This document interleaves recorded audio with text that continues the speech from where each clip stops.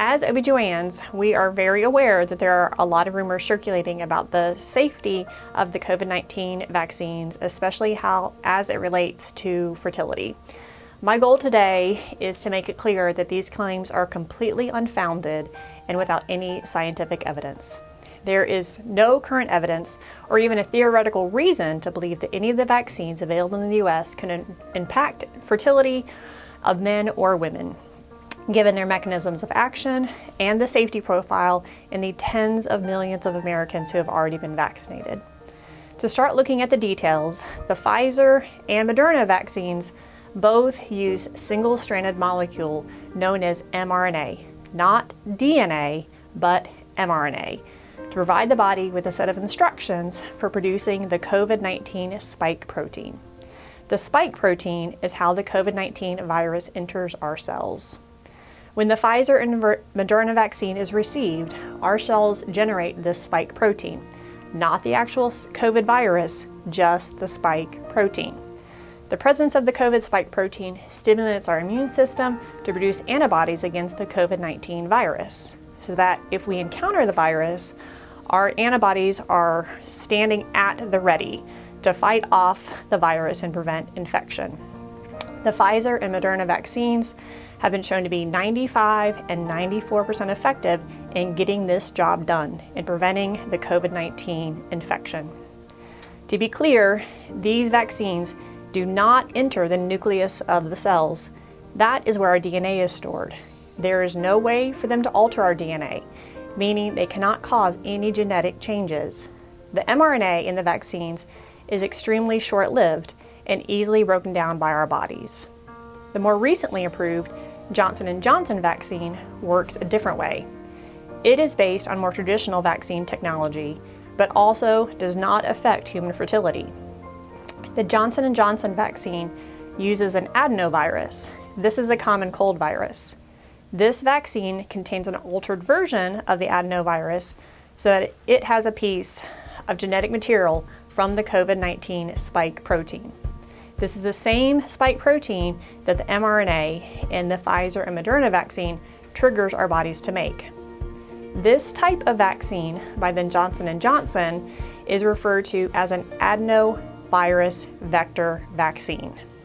Adenovirus vector vaccines cannot replicate following administration, and like the mRNA in the Pfizer and Moderna vaccines, it is quickly cleared from our bodies. At no point do adenovirus vector vaccines, like the Johnson & Johnson COVID vaccine, enter our cells. It therefore cannot alter DNA and cannot impact fertility. Among the misinformation spreading online in relationship to this issue is a particular video that is getting a lot of hits. It is in regard to the GlaxoSmithKline, otherwise known as the GSK vaccine.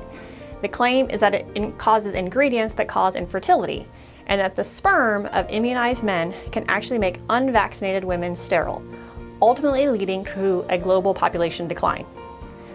First off, GlaxoSmithKline does not have a COVID-19 vaccine.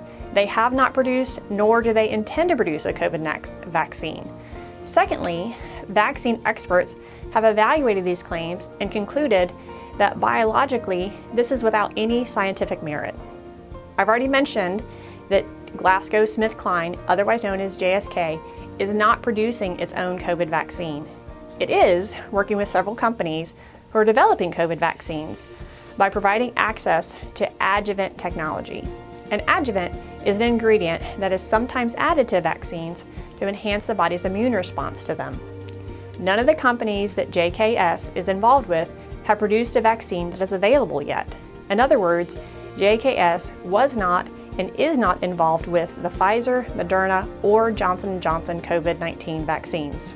Furthermore, the video refers to two ingredients which it claims are in the JSK shot, which again we've already established doesn't actually exist.